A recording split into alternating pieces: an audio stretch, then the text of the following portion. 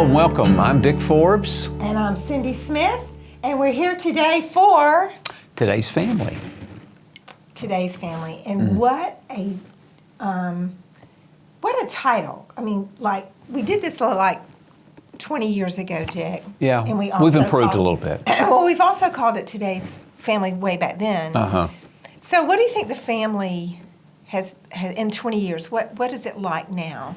I'm throwing this at him. We didn't plan for this. You know, I mean, you see what I see of just the 20 years ago, it was imploding. And here we are 20 years later, it's multiplied imploding. You know, it's just coming off the hinges, it seems like. I mean, there's a lot of good families that are intact that have to work hard at it. But, you see what I see, you know, of just... You know, that it's just painful. It's very painful, right? Because it's generational, right? Too, and if we don't get if the generation that hopefully maybe even being hearing this today, we can just get a hold of it. And you mentioned it. You said it's work. So it's work to have a healthy family. It's a lot of vulnerability, a lot of honesty. All of that to have a healthy family. And I hope that what you and I do plays a part in that of giving families some insight and some skills and some things. Even if they take away one thing from the show, I think we've done our job. So and that's our desire, because we definitely want to see our community continue to be healthy and grow in the health. Right. But it starts with the family. It starts with the individual homes. And so that's what we're going to be talking about, Today's Family with Dick Forbes here. And Dick, what is the title for today? Well, I thought this would be a pretty interesting one, is how do I know if I'm in a relationship with a narcissist? How do I know if I'm in a relationship with a narcissist? And kind of what to do about it. And what to do about it. All right, Dick, so let's start with a definition. What is a narcissist? Well, just a little history. There was a Greek god named Narcissist, and he comes to Earth, and he's beautiful. He was the most beautiful of all the Greek gods, and he comes to Earth, and he sees his reflection in a pool of water, and he's so enamored and so overtaken with how beautiful he is, he cannot look away from that reflection in the water of himself. And even some of the nymph gods came down, tried to seduce him and pull him away, but he wouldn't pull away from his own reflection in the water. And so that's where the term narcissist came from. And it really just means that it's all about me. You know, everything's about me. You know, forget y'all, but it's about me. Yeah. So it's it can be, and I think in our culture today, just kind of enhances that through social media, through living beyond our means with credit. We create an image that we're bigger than life, that we're better than life, that we're smarter than everybody else, that we're more successful than everybody else. One of the other research I came across was the augmentation that people are having as far as plastic surgery contributes to the whole aspect. Now, I'm all for it. If you need something corrected, get it corrected. But their point was that having these augmentations done, it didn't change the character of a person. You know, but obviously if somebody's got a birth defect or a burn or a car wreck and plastic surgery can correct all that, I mean, I'm all for that kind of thing. But you know, this is the research. It's not my opinion. So the narcissist or the narcissistic personality is very image-driven. Very much so, yeah. The very superficial things that they go through in life of social media, how they look, their status, what they own. And those are very much the superficial things in life, because if you drill down below that, there's not a whole lot there.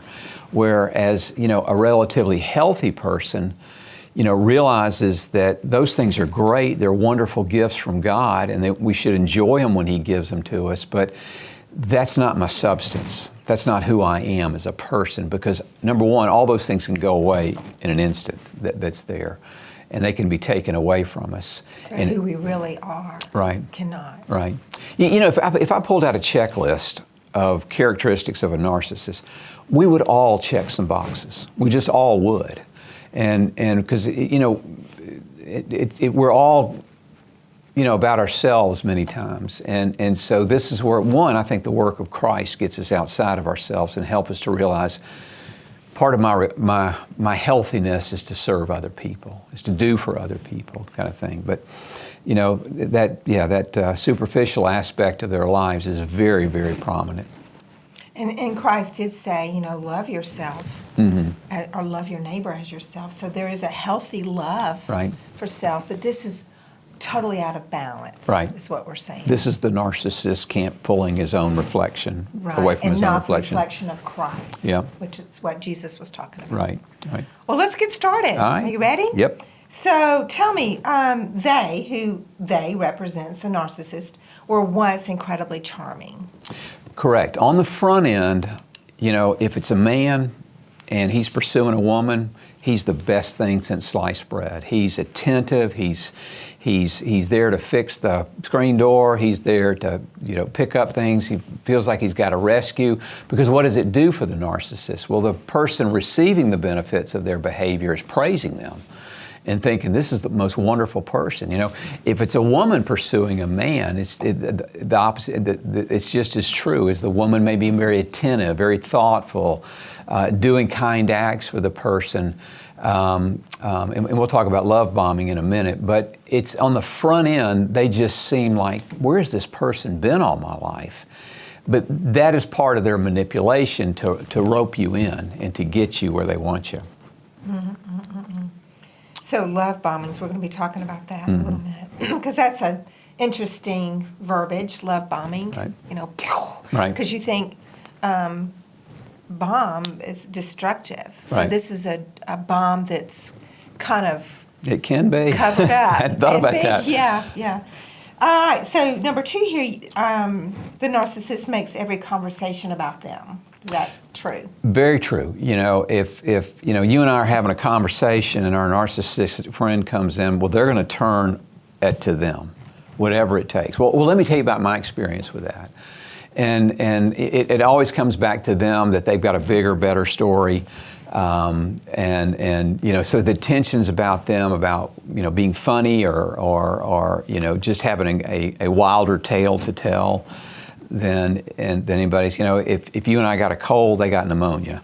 You know, if you and I got a backache, they've got, you know, they got a broken back. So everything turns around on them, and it's what they do. They're professional conversationists. I call them conversation hoarders, is a good way, and they're also conversational interrupters too. And so they will constantly come back and have everything turn around on themselves. In your notes, Dick, you mentioned the narcissist may say phrases like, "You're just insecure." Oh yeah. Explain that. Well, they're real good at discounting.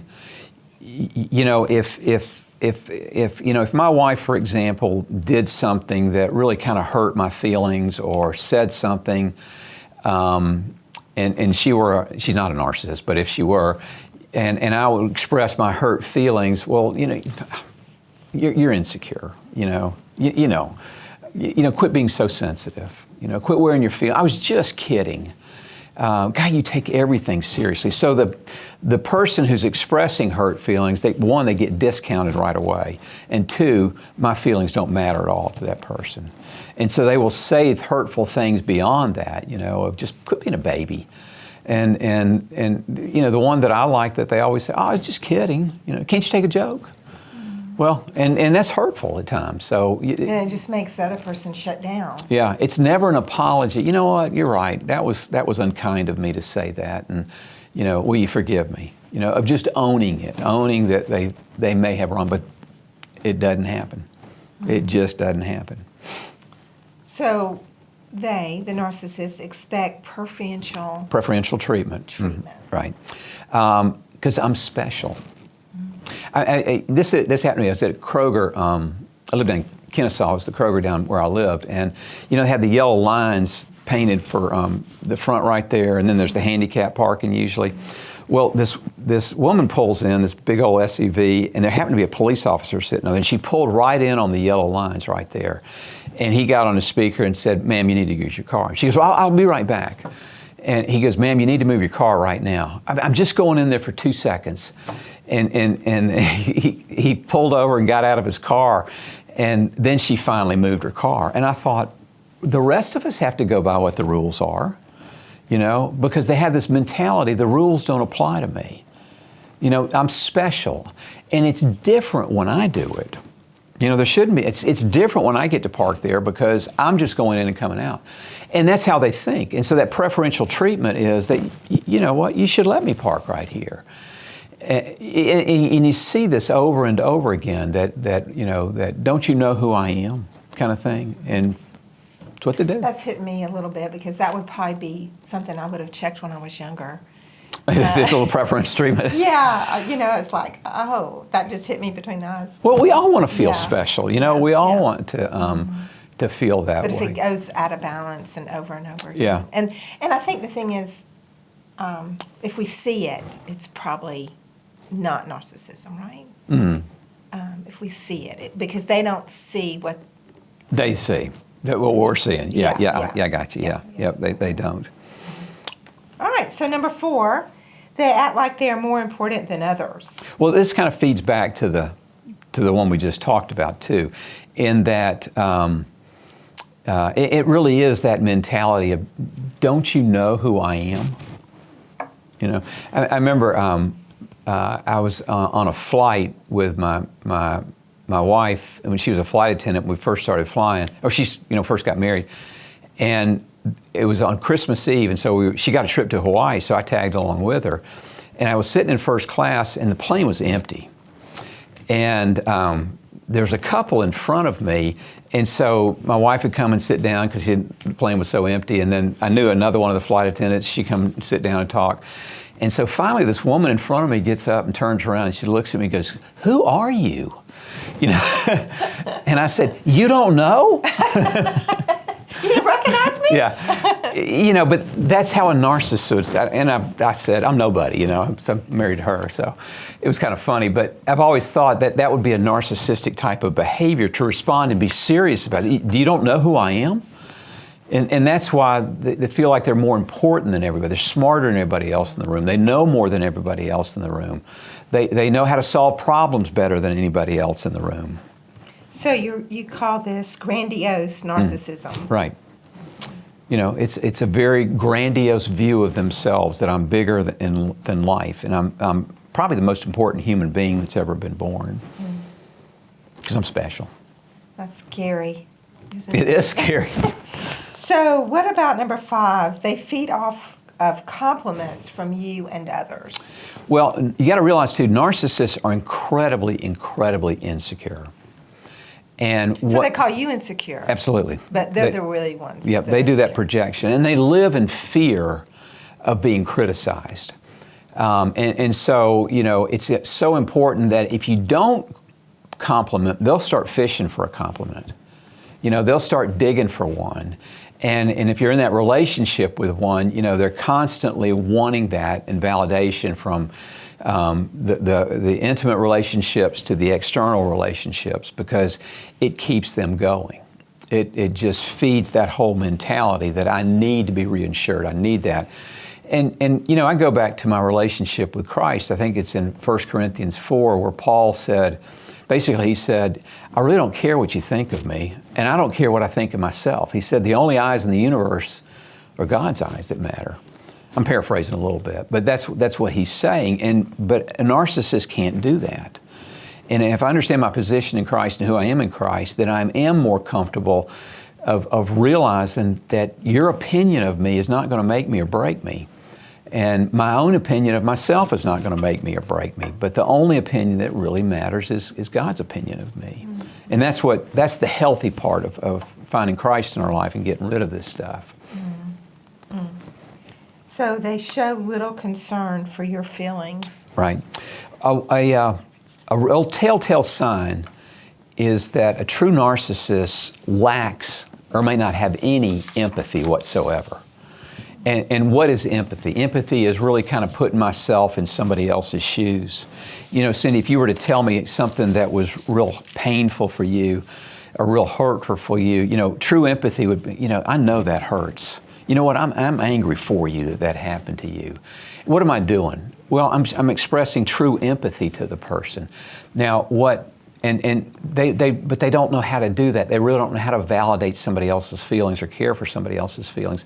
But what they will do, if a narcissist sees me being empathetic to you and you responding to me and saying, you know, thank you for saying that, that means a lot to me, they're going to mimic my behavior. Why? Because you paid me a compliment.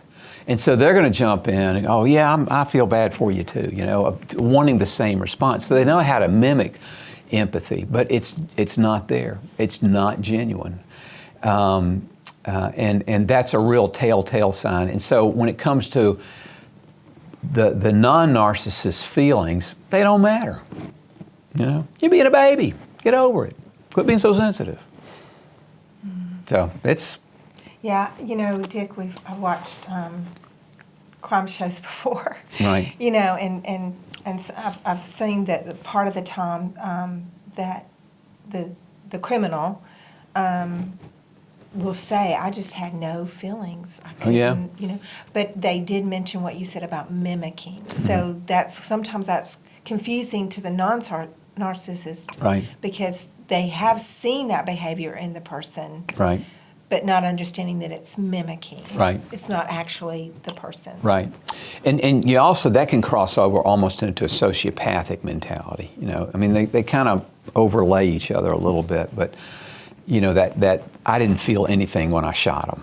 You know, I didn't feel anything when I robbed the bank or whatever it may be. And that just, yeah, that's lack of conscience and moral compass that's in there. That's hard. Okay. So they're focused on superficial matters. Okay, yeah, and we talked about this in the beginning too, that, you know, it's important that everybody like my post. You know, if somebody criticizes me, I'm gonna block them, you know. And so we do. The narcissist focuses on how they look, what people think of them, social media, what they drive, what kind of money's in the bank, or pretend to have money in the bank. And so, like I said, in the front end, do those things in the end really, really matter?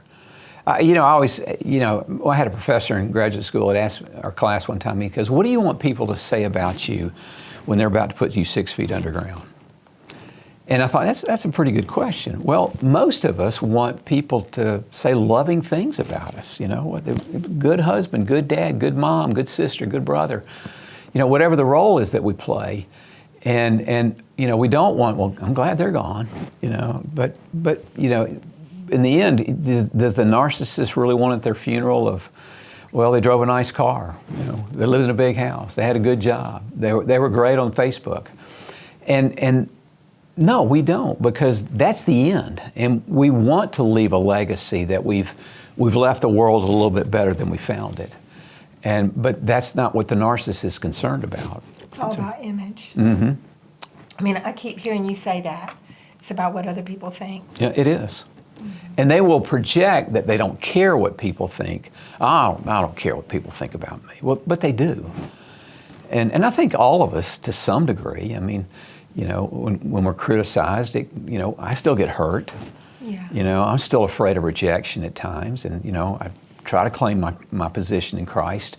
But I think that's true. We're still human. We're still part of it. We haven't gotten to that place where, you know, that there will be no more criticism. There will be no more rejection yet. And you know, and it really goes back to one thing, I think, and that is, do I really, really, really, really believe that God loves me? Deep down in that core of me, that I know me. You know, and do I know that He loves me more than anything and experience that? Well, the narcissist can't experience that because they don't want to experience that, because that means they're going to be, you know, having to expose themselves, and they're so worried about that. I do a lot of biking, and I was riding my bike on Labor Day, and I was doing a long ride, and I was coming back home, and my foot slipped off the pedal. You know, it was just kind of a stupid. And I wiped out, you know, No gravel, no dog, nothing. It was a stupid fall. It was a Joe Biden moment. Remember when he got caught on camera? So it was one of those moments. So anyway, so I got up and I just bruised and scraped a little bit. And the first thing I did is I looked around. Did anybody see me? Oh, yeah. I would feel the You know, same way. it's that sense of, what do I have to protect? And when you have fallen in front of somebody, it's totally embarrassing. Oh, it is, you know. And I get home and my wife says, "You okay?" And she goes, "Well, did anybody see you?" But it's that image that we have to protect. So what if somebody saw me? You know, if I saw somebody fall, I'd probably stop and help them, you know. Right. But they cannot be exposed in anything. So they're so tuned into the superficial matters of life that's there. What about they have few, if any, friends? Well, it's a revolving door with friendship. Like we talked about at the very beginning, on the front end, they're very charming. He seems like a nice guy. Boy, she's really a nice gal over there, you know. But that fades over time because they can't keep it up. And then over time, as they abuse their relationship partner, and in those subtle ways, in those ways that just kind of gets under their skin, people leave them. You know, I want nothing to do with that person. And so they constantly, the revolving door, if they have any friends whatsoever. You're right about that. Well, I think this goes along with image, too. If they do have friends, perhaps they're going to really put that on Facebook. Or even if it's just acquaintances, they're going to try to make it look like they have friends. Right. Am I correct? I mean, they don't want you to know that they don't have friends. Right. I remember seeing a cartoon one time, and it was at a funeral, and there were just two people there, and the subtitle said, "I'm surprised they had 2,000 friends on Facebook." You know, nobody shows up. So, Oopsie daisy. Yeah, and you got to define what is the meaning of a true friend. You know, it's somebody that cherishes you and cares for you, and it's reciprocated. But there again, it's typically never reciprocated. And that's hard. So part of this, you have pity. The narcissist. Yeah, you do. Yeah. I mean, because... I mean, it can be very damaging for those around them as much as it's damaging to themselves. But I do feel pity and sadness for them. Yeah, but you can't go there with that because they'll jump on that. You know, they will. And that's a good point for us to make. They will go into the victim mode. Yeah, feel sorry for me. You know, everybody hates me. I don't have any friends. And yet there's not that willingness to ask the question, well, why don't you? Why don't I have friends? You know, what are my relationships like? You ever been around somebody that just makes you feel good about yourself when you're around them? That's a good relationship right there. That they build you up. They ask how you're doing. They ask what's going on in your life. They show empathy. And it needs to be reciprocated, but if it's not, it's that, you know, giver, receiver, and they don't last long. You know, it's got to be a reciprocal relationship in there. If I'm going to have true friends in my life, it's got to be some give and take. But again, the inability to do that. They are charming when it suits their needs. Absolutely. You know, if you know, it's what can I get out of you? You know, I'll build you up, I'll praise you, I'll tell everybody what a wonderful person is, but what are you going to do for me? It's kind of like, you know, when you first start out on your career and your job, we kind of gravitate to those people that can help us in our career. And it's the same kind of thing. And if we find out they can't help us, what do? Bye-bye. Yeah, we dump them. But if we do, then, you know, what we used to call sucking up. You know, we jump in there. And we try to use that person. And so I can be charming and funny and it happens. So, and the same thing happens not in career relationships, but in personal relationships, in church relationships. It's everywhere. And the narcissist just realizes that that's part of their process. And typically once they've gotten what they want from you, you're gone. You know, you're out of there. And they'll move on to their next, you know, victim. Yeah, and this is really hard in a marriage because it's not like moving on to the next victim. It just stays in that marriage where, and the person that's not the narcissist that gets the brunt of this, they do see that person, right? Right. For more. They see them for what they are. Right. Right. So anyway, we'll get to that, I'm sure. They are extremely sensitive to criticism. Right. If you look at them, and even if it's criticism that's not that big a deal, and so when criticism's put to it, they go into the revenge mode many times. First, they go into the self-pity mode, but then they want to get even. They want to come back. If you criticize me, I'm going to criticize you. And at that point, it just becomes, they want to be on top. They want to come out on top. So who's going to get the better criticism there? And so, does it hurt to be criticized? Sure it does. You want people to think you did a good job, and you thought you did a good job. And, Cindy, you and I used to do those training for corporations. You remember the evaluation sheets that we always had to get? Well, I always remember, we both got pretty good evaluations, but there was always one. There was that one that just, this was stupid, they didn't do a good job, blah, blah, blah, blah. Where the other 30 were, you did a great job kind of thing. And I don't know about you, but I used to focus on that one. I know. Easy to eat my lunch. It's so easy to look at the one out of instead of the 29. And I remember talking to the lady that gave us those events to do, and I was talking to her about it, and she goes, here's what I do. She goes, I take the lowest one and I take the highest one, and I throw them both out. She goes, the truth's somewhere in the middle. And I kind of thought, that's pretty wise right there. So, but yeah, the response to criticism is over the top, and typically, like I said, they go into that revenge mode. They want to get even. Nobody's going to criticize me like that, which is sad. What about manipulating others? They often manipulate others. Well, you remember in one of our previous shows, we talked about gaslighting. Gaslighting, as we defined it, is telling people things that aren't true, or I didn't do that, I didn't say that, trying to drive the person crazy. Well, gaslighting is a tremendous form of manipulating with people, because what's it doing? You're controlling the narrative, trying to control what they think, their response to the situation, their memory, their belief system, and by gaslighting, it throws them off balance that's there. That's one form of manipulation. The other one we mentioned was love bombing.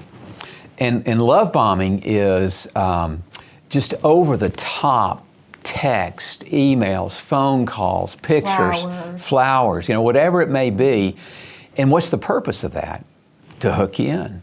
And especially if you've distanced yourself from that person. Do they still make Hoover vacuum cleaners? I don't know. I don't vacuum. Okay. Well, if they still make Hoovers, we call it hoovering. You're sucking the person back in. And it's another form of manipulation, that love bombing that's there, that takes place. I remember working with a guy, and he was dating this narcissist, and he'd kind of distance himself, and he would go out with his buddies, and he would just get these onslaught of text and, inappropriate pictures too, to suck him back in.